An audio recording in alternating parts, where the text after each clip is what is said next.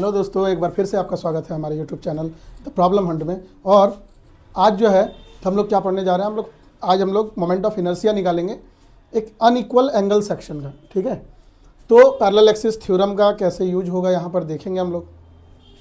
पूछा क्या गया, क्वेश्चन कुछ इस तरीके से पूछा है, the find the position of centroid I X X and I Y Y. आपको सेंट्रॉइड का पोजीशन निकालना है, आई एक्स एक्स निकालना है और आई वाई वाई भी निकालना है for an unequal angle section. Angle section यानी एल सेक्शन, जिसका डायमेंशन कुछ इस तरीके का दिया हुआ है, जिसका डायमेंशन हमको दिया हुआ है और इस हिसाब से हमको निकालना है। ठीक है, देखो सेंट्रॉइड तो आपको पता है, अच्छा नहीं भी पूछता हमको सेंट्रॉइड तब भी हमको सेंट्रॉइड निकालना ही पड़ता। ठीक है, क्यों निकालना पड़ता हम बताते हैं आपको आगे, लेकिन सेंट्रॉइड तो निकालना ही आपको। सेंट्रॉइड निकालने आप जानते हो। और इसको एक बात और, ये काफ़ी लेंदी क्वेश्चन है, ठीक है, क्योंकि एंगल सेक्शन जो होता है किसी भी एक्सिस के सिमेट्रिक नहीं है। सिमेट्रिक नहीं होने के कारण कैलकुलेशन लंबा होता है, बट आप पूरा स्टेप ध्यान से समझो, थोड़ा समय लगेगा, बट अगर ये एंगल सेक्शन समझ गए तो समझिए कि आप ये चैप्टर का 80% खत्म हो गया। ठीक है ना, तो एंगल सेक्शन लेंदी है थोड़ा समझने में पूरा, क्योंकि किसी भी एक्सिस के ये सिमेट्रिक नहीं है, बट अगर एंगल सेक्शन आप समझ गए तो आपका 70-80% समझ लो चैप्टर खत्म। तो एक क्वेश्चन अगर ध्यान से सीखना है, इसको स्किप करके नहीं पढ़ना है, इस क्वेश्चन को पूरा, इस वीडियो को पूरा जो है आप ध्यान से देखें। कहीं भी डाउट होगा तो आप कमेंट करें, ठीक है ना, कमेंट में बताएं। चलिए देखते हैं क्वेश्चन क्या है सर। क्वेश्चन है find the position of centroid I X X and I Y Y. तीन चीज निकालना, पोजीशन निकालना है सेंट्रॉइड का, आई एक्स एक्स फाइंड निकालना है, मैंने मोमेंट ऑफ इनर्शिया निकालना है एक्स एक्सिस के अबाउट, और वाई एक्सिस के अबाउट भी निकालना है मोमेंट ऑफ इनर्शिया किसी एंगल सेक्शन का। कैसे डायमेंशन लिखते हैं हम लोग, 125 यानी 125 नीचे जाएंगे, ठीक है ना, 125 नीचे जाएंगे, 75 मतलब यहाँ से 75 जाएंगे और फिर 10 और 10 थिकनेस मिला के ये बना देंगे एंगल सेक्शन। तो इस तरीके का फॉर्मेशन होगा। चलिए बना लेते हैं हम लोग पहले एंगल सेक्शन।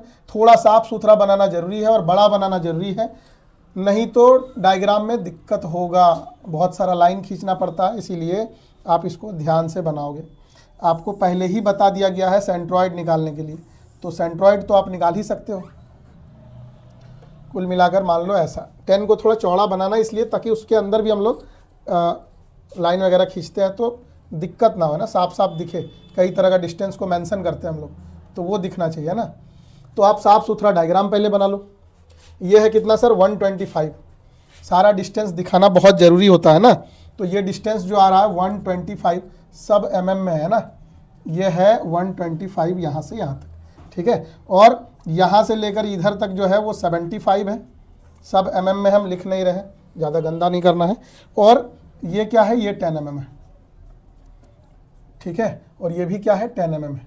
तो इस तरीके से जो है हम डायग्राम बना लेंगे, ठीक है। आपको चूँकि आप पहले से सेंट्रॉइड निकाल रहे हो तो उसमें लेफ्ट फेस और बॉटम फेस भी दिखाया जाता है। तो लेफ्ट फेस कौन होगा और बॉटम फेस कौन होगा, तो सबसे जो निचला किनारा होता है ये वाला बॉटम वाला, वो है बॉटम फेस। बॉटम फेस लिख देते हैं हम अभी ही। और ये जो है सबसे फिगर का सबसे लेफ्ट किनारा, तभी तो ये एक्सिस बन रहा है ना इस तरीके से, देखो ये फर्स्ट क्वाड्रेंट में है, ठीक है। तो ये कहलाता है लेफ्ट फेस। तो इसको हम लोग लिख देते हैं क्योंकि सेंट्रॉइड निकालने के लिए बॉटम और लेफ्ट फेस का जरूरत पड़ेगा। तो बॉटम फेस और लेफ्ट फेस हम लिख दिए, ठीक है। अब जरा ध्यान देना, सेंट्रॉइड तो वैसे पढ़ चुके हैं, सेंट्रॉइड सबसे निकल जाना चाहिए। तो इसको जल्दी जल्दी करते हैं। क्या करना होता है हमको, एरिया 1 एरिया 2 हम लोग चूज करते हैं। मान लो इधर से मिला दिया, ऐसे भी मिला सकते थे, जिसका जैसा मन है। इसको मान लो एरिया नंबर 1, इसको मान लेते हैं एरिया नंबर 2। तो दो रेक्टेंगल से मिलके बना है। सबसे पहला चीज, चूंकि हमको सेंट्रॉइड निकालना है, तो क्या ये एक्सिस एक्स एक्सिस के सिमेट्रिक है, तो नहीं है, ठीक है। ये वाई एक्सिस के सिमेट्रिक है, तो नहीं है। तो भाई X axis Y axis direct तो आप नहीं खींच सकते। देन क्या होगा, एरिया निकालना। एरिया के लिए क्या सारा साइड पता है, ये 10 है और ये कितना है, ये 125 यहाँ तक था, तो ये 10 तो माइनस हो गया इस एरिया तक, ये एरिया तो यहीं तक है 1, तो 10 माइनस कर दोगे तो ये कितना आ जाएगा, ये आ जाएगा 115, है ना।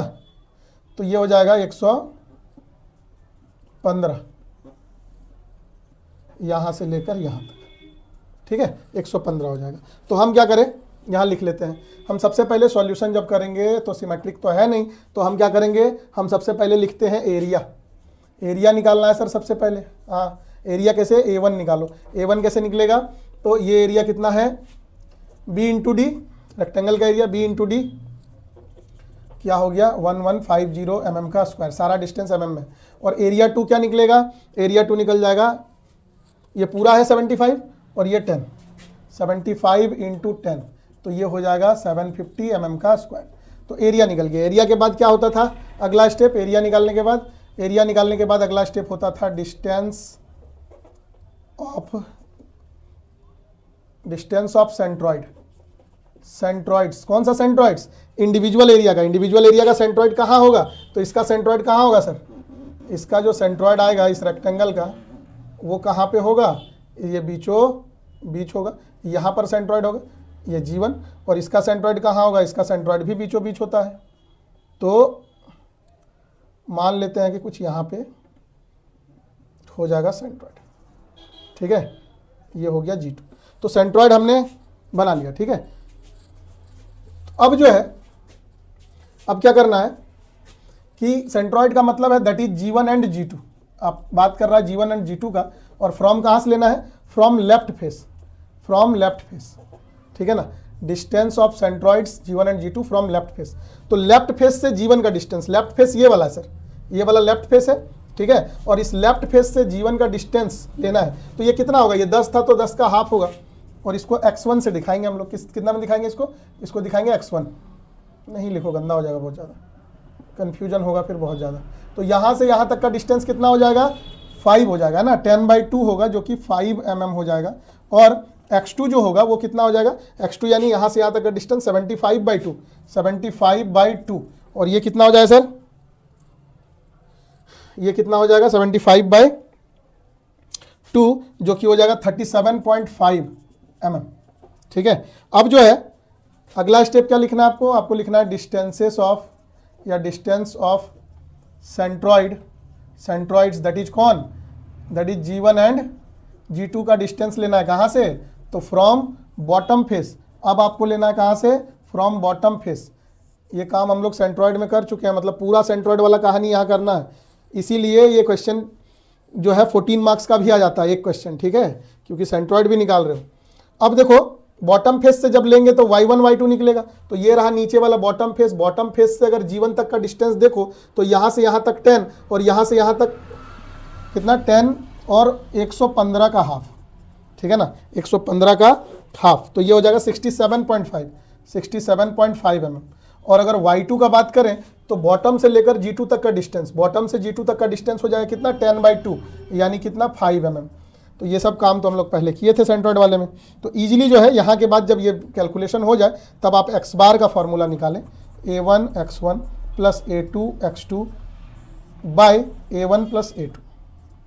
सारा वैल्यू पुट कर दें, a1 यानी 1150, x1 यानी 5 प्लस a2 यानी 750 इंटू x2 क्या है 37.5, और डिवाइडेड बाय एरिया 1 और एरिया 2।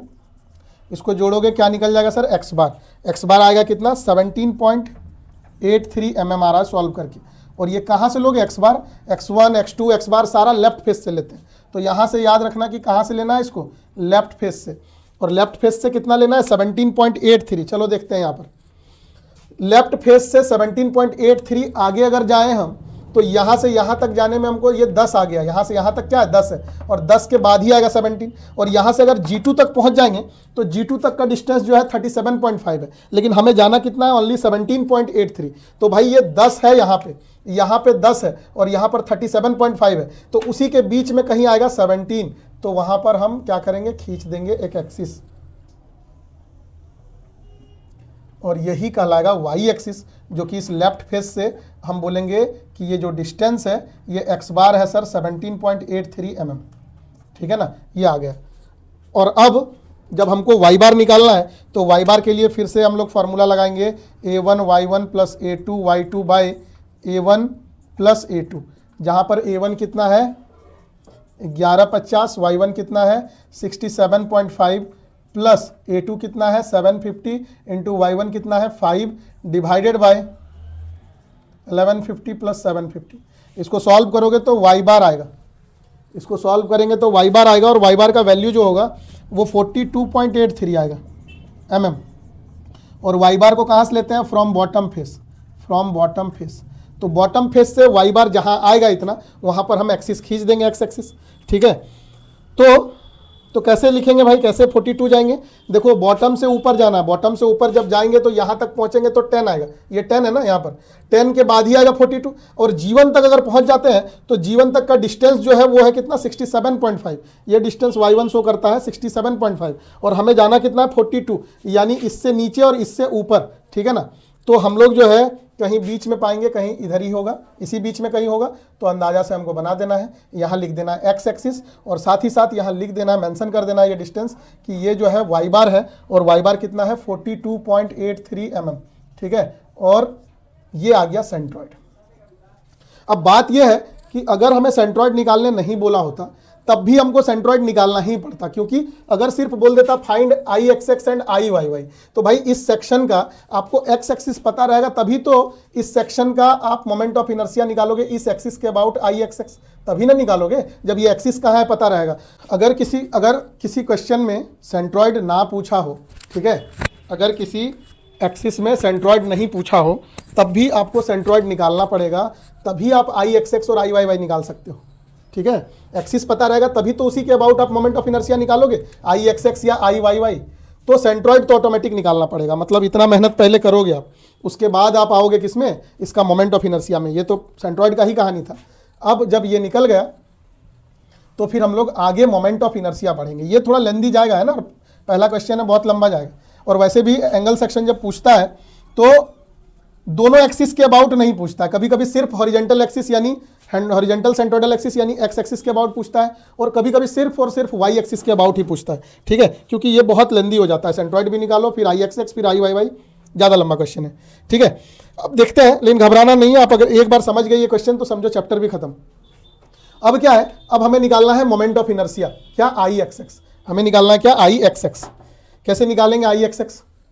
तो हम पढ़े क्या थे कि अगर किसी एरिया का मोमेंट ऑफ इनर्शिया निकालना है किसी एक्सिस के अबाउट, तो अभी वाई भूल जाओ, अभी एक्स को याद रखो, हमको इस एरिया का पूरे एंगल सेक्शन, पूरे एल सेक्शन का मोमेंट ऑफ इनर्शिया निकालना है किसके अबाउट, एक्स एक्सिस के अबाउट, ठीक है ना।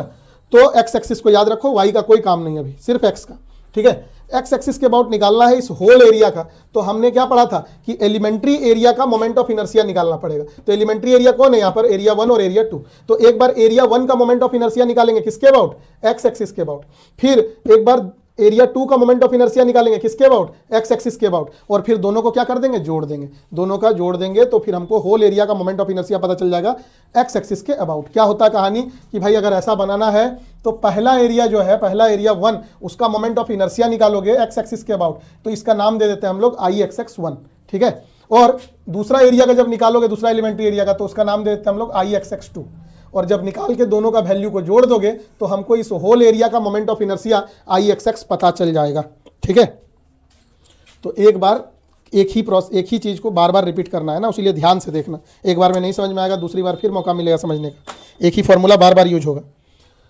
तो क्या करेंगे हम लोग, सबसे पहले निकालेंगे आई एक्स एक्स 1, आई एक्स एक्स 1। तो कैसे निकालते हैं आई एक्स एक्स 1, जरा ध्यान से देखना। हमको पहले निकालना आई एक्स एक्स 1, फिर निकालेंगे आई एक्स एक्स 2, मैंने पहले एरिया का और फिर दूसरा एरिया का, और फिर दोनों को जोड़ देंगे, आई एक्स एक्स आ जाएगा। तो आई एक्स एक्स 1 निकालने के लिए फॉर्मूला क्या लगाएंगे, एक ही फॉर्मूला शुरू से लेकर अंत तक चलेगा। क्या चलेगा, आई जी प्लस ए एच का स्क्वायर। कहाँ पढ़े थे, पैरेलल एक्सिस थ्योरम में, आई जी प्लस ए एच का स्क्वायर। लेकिन चूंकि ये एरिया 1 के लिए है तो इसका नाम दे देते हैं हम लोग आई जी 1 A1 H1 का स्क्वायर, ठीक है ना, आई जी 1 A1 H1 का स्क्वायर, समझ गए। अब जरा ध्यान देना, हम IG का मतलब समझाए थे, IG कहीं भी रहे तो IG का मतलब आइदर आई एक्स एक्स होगा, आइदर आई वाई वाई होगा, ठीक है ना, आई एक्स एक्स या आई वाई। अभी देखो सिंपल सा बात है, यहाँ एक्स एक्स का बात हो रहा है, कहीं वाई का बात हो ही नहीं रहा, तो अभी IG का मतलब क्या होगा, एक्स एक्स, ये ध्यान रखना। अब जरा ध्यान दो, बहुत ध्यान से देखना इस फॉर्मूला में कैसे पुट करते हैं, और इसमें सबसे जो कन्फ्यूजन वाला पार्ट है वो H है। अगर H समझ में आ गया तो समझिए कि आपका काम हो गया, आपको समझ में आ गया, क्योंकि हमको सारा वैल्यू पता रहता है, बस H नहीं पता रहता है, जो H हमको इस डायग्राम से देखना होता है। तो H पे ध्यान देना है, कैसे सारा वैल्यू पता है, देखिए भाई, आप यहाँ पर लिखोगे IG1। सबसे पहला क्वेश्चन खुद से पूछना कि सर IG का मतलब आई एक्स एक्स या आई वाई वाई, तो आप बोलोगे सर कि चूंकि एक्स एक्सिस पे चल रहा है तो IG का मतलब आई एक्स एक्स। अब देखो पहला एरिया का, पहला एरिया का शेप क्या है, रेक्टेंगल, और रेक्टेंगल का आई एक्स एक्स क्या होता है बताओ, रेक्टेंगल का आई एक्स एक्स, अभी हम पहले बताए थे फॉर्मूला कि किसी रेक्टेंगल का आई एक्स एक्स क्या होता है, तो बी डी क्यूब बाई 12 होता है ना, और आई वाई वाई क्या होता है, तो डी बी क्यूब बाई 12 होता है। ये फॉर्मूला बताया गया था आपको।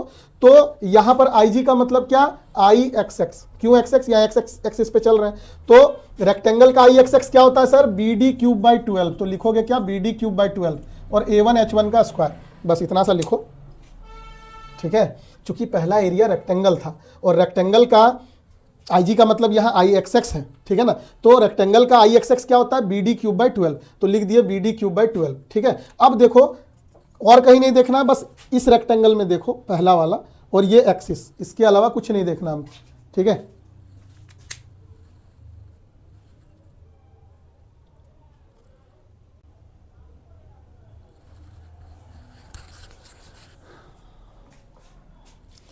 आप सिर्फ इस रेक्टेंगल में देखोगे, इसके अलावा कुछ नहीं देखना आपको, ठीक है। तो यहाँ जो है हम लोग क्या लगा दिए, फार्मूला, ठीक है, फार्मूला लगा दिए बी डी क्यूब बाई 12 और A1H1 का स्क्वायर। अब पहला रेक्टेंगल में बी बताओ, बी क्या है, तो बी ये है, बी ये वाला होता है, डी ये वाला होता है, ये ध्यान रखना है ना। बी रेक्टेंगल में बी कौन सा है सर, बी ये है, और डी कौन सा है, डी माने डेप्थ, ऐसा गहरा में उतरना पड़ेगा ऐसे नीचे, तो ये डी है, ठीक है। तो इस पहला रेक्टेंगल में बी जो है 10 है और डी जो है वो डी है 115, ठीक है ना, मतलब 115 का क्यूब कर दोगे यहाँ, बी डी क्यूब बाई 12, ठीक है। और प्लस एरिया क्या है, तो एरिया इसका आप निकाल चुके हो पहले ही 1150, और इंटू क्या लिखोगे, H1 जैसे ही लिखोगे एक ब्रैकेट डालना, और यहीं पर गलती होता है इसीलिए ध्यान से देखो, H1 जहां लिखोगे एक ब्रैकेट शुरू करना। अब एक बात बताओ, H1 पढ़े क्या थे, H1 या H क्या था, H था distance between two parallel axis, तो दो पैरेलल एक्सिस देखना है, जिसमें से एक एक्सिस तो ये एक्स एक्सिस होगा जिसके अबाउट निकाल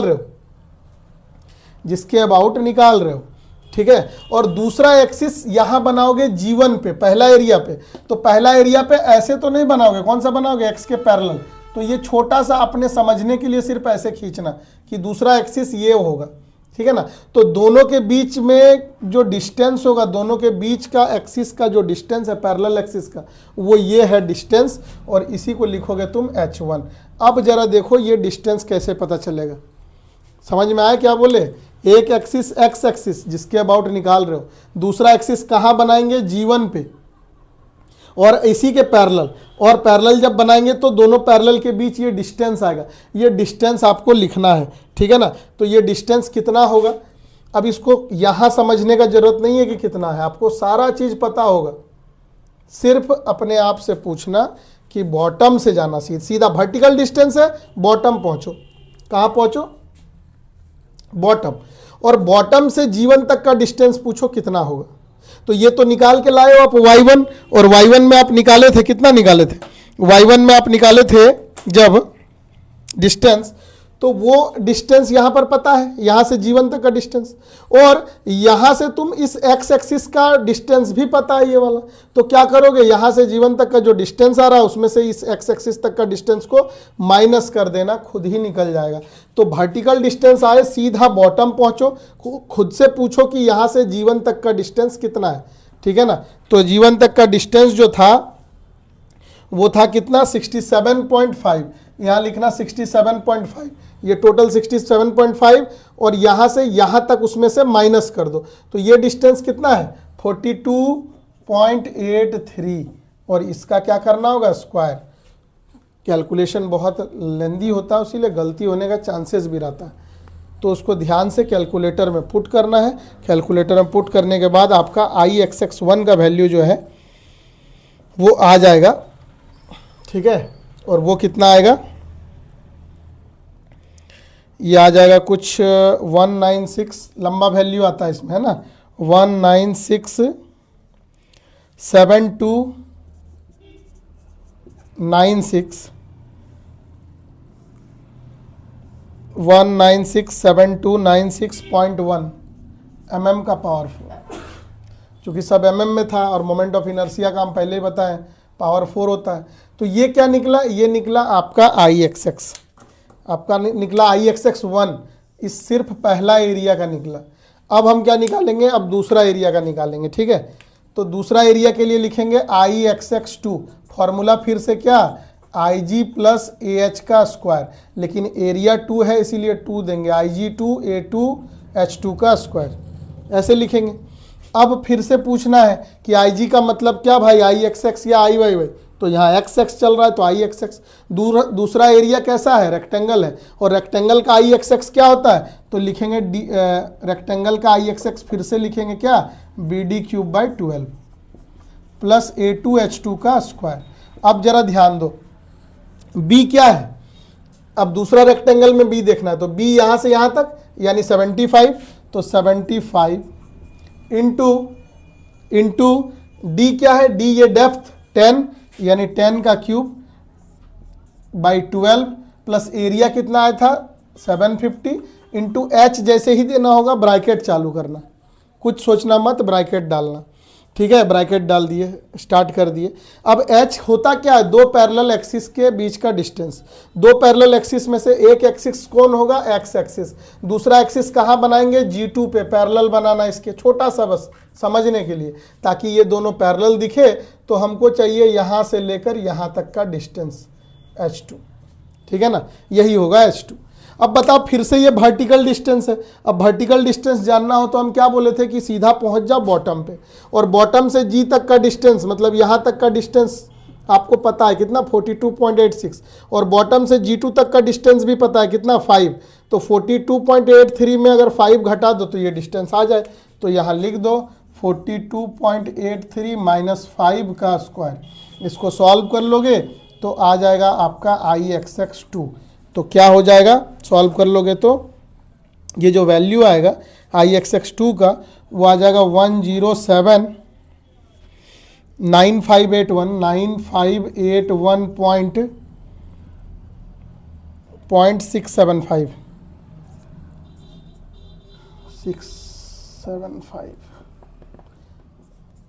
ऐसा कुछ आ रहा है, देख लेना, थोड़ा बहुत अप्रोक्सीमेट रहेगा तो चलेगा, है ना।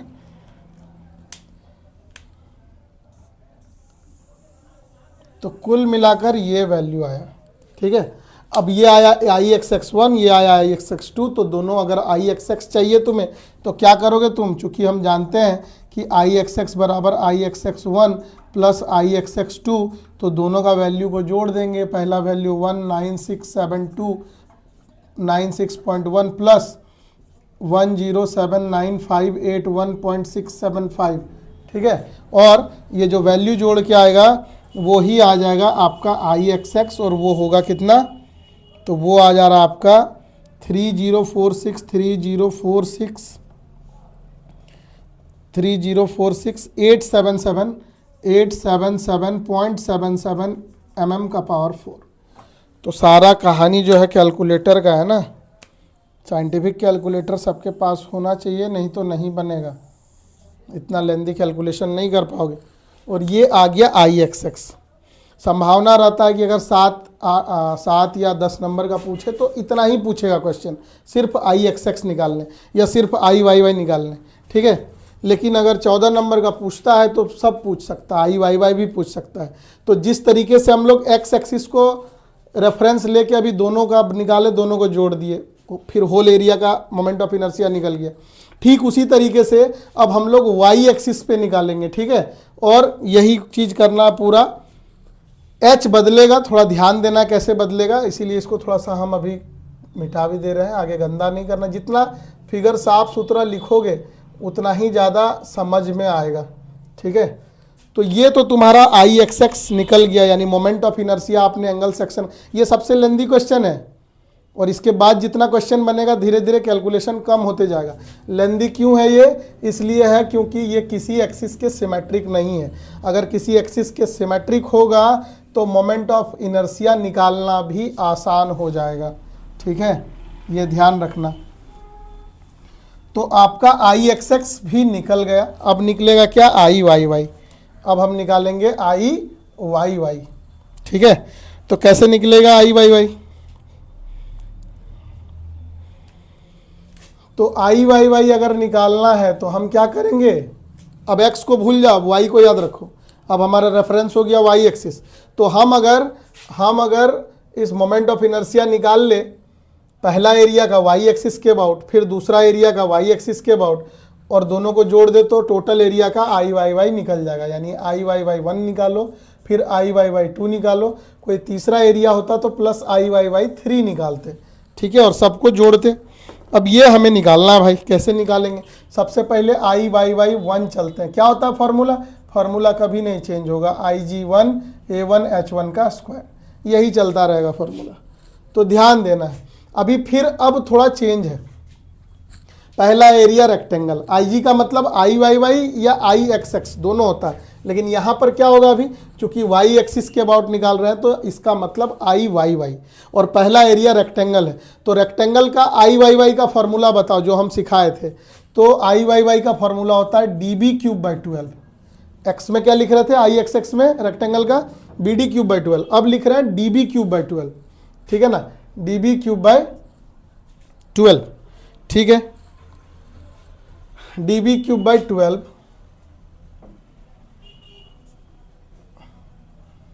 प्लस A1 H1 का स्क्वायर। अब ध्यान से देखो, DB³ सब कर लोगे, H में जाके रुकना है आपको, ध्यान दो। पहला रेक्टेंगल में D कौन, D है 115, यहाँ लिखोगे 115, B कौन 10 का क्यूब बाई 12 प्लस एरिया पहले से निकाल चुके हो 1150 इंटू H1।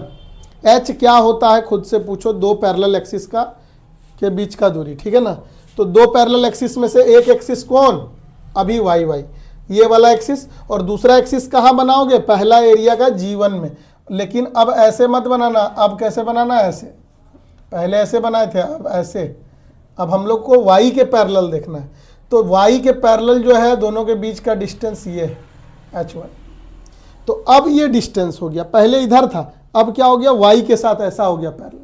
अब ये जो डिस्टेंस H1 हुआ वो कैसे निकालेंगे? अब देखो ये वर्टिकल डिस्टेंस नहीं, हॉरिजॉन्टल डिस्टेंस, और जब भी हॉरिजॉन्टल डिस्टेंस आए तो सीधा लेफ्ट फेस पे पहुंचो, और लेफ्ट फेस से पूछो कि भाई ये y एक्सिस का दूरी कितना है, तो आपको मिल जाएगा यहाँ 17.83, और फिर पूछो कि लेफ्ट फेस से यहाँ तक का G1 तक का दूरी कितना है, तो ये है 5।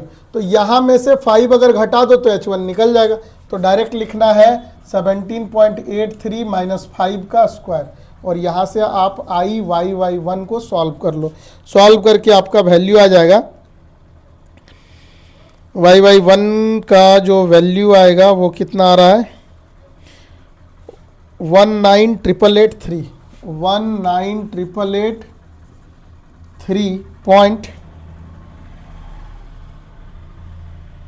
19,883.57 mm का पावर 4। तो ये जो हो गया, क्या निकल गया, ये निकल गया आपका आई वाई वाई 1।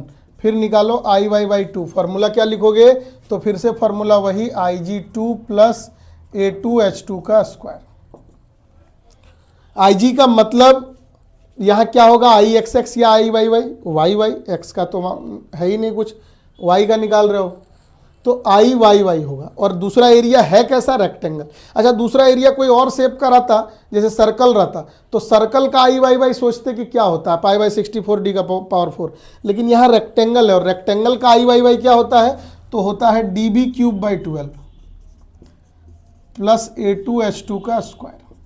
अब दूसरा एरिया में देखो D क्या है, D है 10, D है कितना 10, D 10 है, और B क्या है, B है 75, तो 75 का क्यूब बाई 12, एरिया कितना है, तो 750, और यहाँ से ब्रैकेट स्टार्ट करो H2 क्या होता है, दो पैरेलल एक्सिस के बीच का डिस्टेंस। दो पैरेलल एक्सिस में से एक एक्सिस कौन होगा, ये y वाला, दूसरा एक्सिस G2 पे बनाओगे इसी के पैरेलल, y वाले के पैरेलल, और पैरेलल जब बनाओगे तो दोनों के बीच का डिस्टेंस ये होगा H2।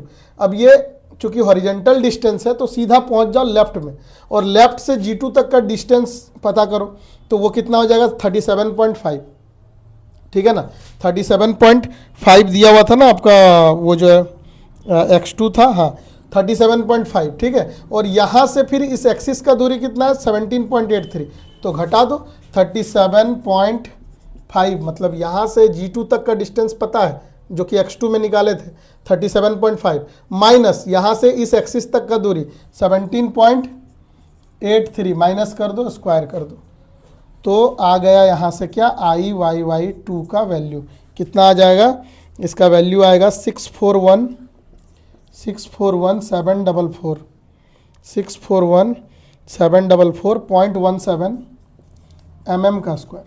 तो ये दोनों वैल्यू आ गया, दोनों को क्या कर दो आप जोड़ दो, ठीक है। क्या लिखेंगे देयरफॉर, हम जानते हैं कि चूंकि IYY equal to IYY1 plus IYY2 दोनों का वैल्यू आ गया, तो जोड़ दो 19,888.357 प्लस 641744.17 टोटल क्या हो गया IYY, टोटल जो वैल्यू आया वो कितना आ रहा है, वो आ रहा है 840840627.74 mm का पावर 4, ये निकल गया IYY। तो आपने IXX निकाल लिया, IYY भी निकाल लिया और सेंट्रॉइड तो निकाल ही लिया। तो ये थोड़ा सा लेंदी जाता है क्योंकि एंगल सेक्शन में सिमेट्रिक नहीं होने के कारण क्या होता है कि आपका सेंट्रॉइड निकालने में भी सारा स्टेप फॉलो करना पड़ता है, उसके बाद यहाँ पर भी आपको सारा फार्मूला लगाना पड़ेगा। लेकिन आगे हम लोग देखेंगे कि जब I सेक्शन होगा, T सेक्शन होगा, ठीक है, चैनल सेक्शन होगा, तो इसके तुलना में वो कम कैलकुलेशन होगा, ठीक है। और इतना कैलकुलेशन अगर पूछ दिया तो वो हो सकता है 14 मार्क्स में पूछे एक ही क्वेश्चन। तो ये बहुत इंपॉर्टेंट है, इसको आप अच्छे से बनाइए, कहीं डाउट हो तो उसको बिल्कुल पूछिए, ठीक है। ये अगर सीख गए तो समझो चैप्टर आप ख़त्म हो गया, चैप्टर सीख गए पूरा। तो इसको ध्यान से बनाइए और कोई नया क्वेश्चन भी एंगल सेक्शन का लेके आप कैलकुलेट कीजिए, किसी भी बुक से उसको बनाने की कोशिश कीजिए, है ना। कहीं डाउट हो तो फिर पूछिए। तो हम लोग फिर मिलेंगे नेक्स्ट क्लास में किसी और क्वेश्चन के साथ, तब तक के लिए बाय बाय। आपको साइंस इंटरेस्टिंग लगती है तो लाइक करो, शेयर करो और चैनल को सब्सक्राइब करो। Thanks for watching.